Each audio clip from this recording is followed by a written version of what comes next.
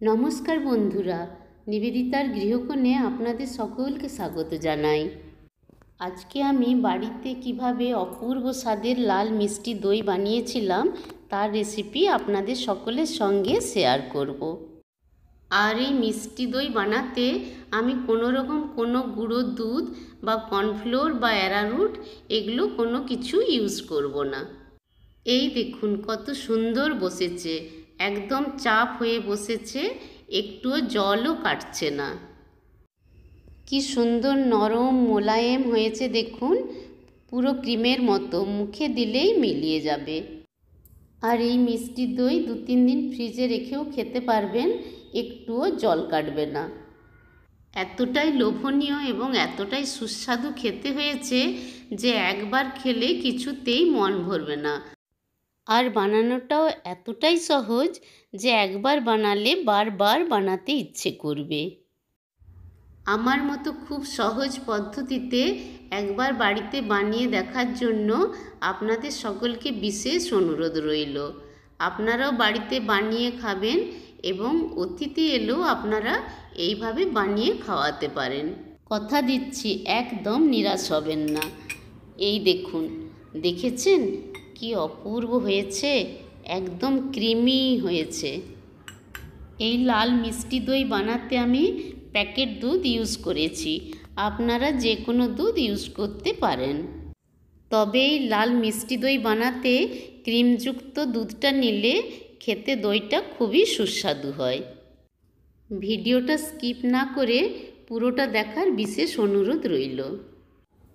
আমি এখানে ক্রিমযুক্ত 500 ml packet দুধ নিয়ে নিয়েছি।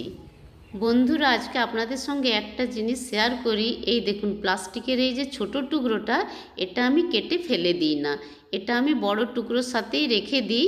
এতে করে কি হয়, যখন প্লাস্টিকগুলো রিসাইকেলে যায় তখন ওই ছোট টুকরোটাও রিসাইকেলে চলে যায়। প্রতিদিন তো আমরা কত প্লাস্টিকের প্যাকেট কাটি, আর এই ছোট টুকরোগুলো কেটে ফেলে দিলে সেগুলো তো সব মাটিতেই জমা হয়, তাই না?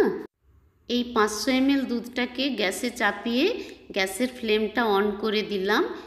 দুধটা ফুটে যাওয়ার পর গ্যাসের ফ্লেমটা লো করে দিলাম। এরপর দুধটাকে আমি 5 মিনিট ধরে লো ফ্লেমে ফুটিয়ে নিলাম। দুধটা এখন মোটামুটি আমার 400 ml মতো হয়ে গেছে। এই সময় গ্যাসের ফ্লেমটা লোতেই রাখবো। এরপর 3 চামচ চিনি দুধের মধ্যে দিয়ে দিলাম। আপনারা আপনাদের স্বাদ অনুযায়ী মিষ্টি দেবেন। এরপর দুধ ও চিনি একটা হাতার সাহায্যে খুব ভালোভাবে মিশিয়ে নেব।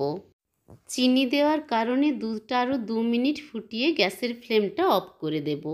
আমার বাড়িতেই টক দইটা বসানো ছিল। এই টক দই আমি 4 চামচ একটা ছাঁকনির মধ্যে নিয়ে নেব। এরপর এই ছাঁকনি সমেত বাটিটিকে একটা জায়গায় রেখে দেব। কিছুক্ষণ রাখার পর দইটার মধ্যে যে জল থাকবে সেই জলটা পুরো বেরিয়ে যাবে।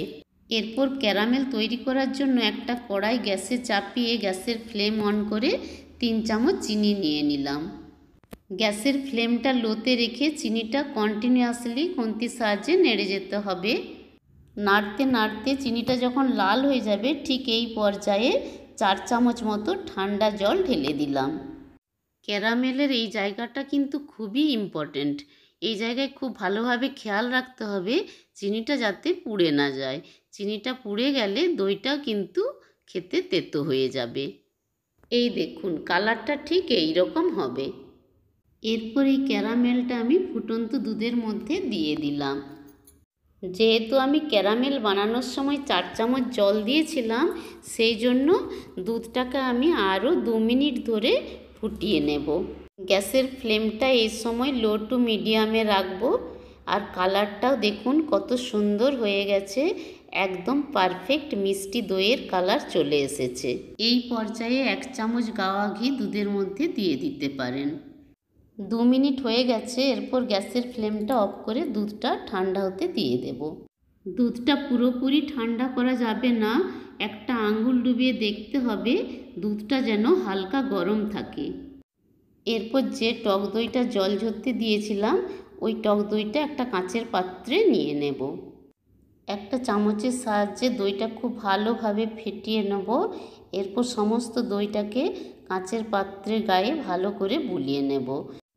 এই ফেটানো দইটা থেকে 2 চামচ দই নিয়ে দুধের মধ্যে দিয়ে খুব ভালোভাবে মিশিয়ে নেব।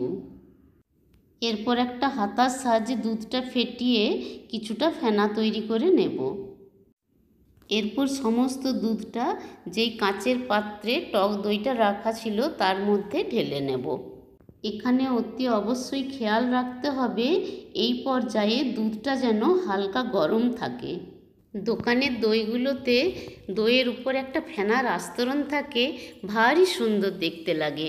সেই জন্য আমিও কিছুটা ফেনা তৈরি করে নিয়েছি। এরপর এই দইটা যখন বসে যাবে তখন এই ফেনার আস্তরণটা দইয়ের উপরে দেখতে ভারী সুন্দর লাগবে। দুধটার উপরে একটা ঢাকা দিয়ে ঢাকার উপরে একটা ওয়েট চাপিয়ে দেব।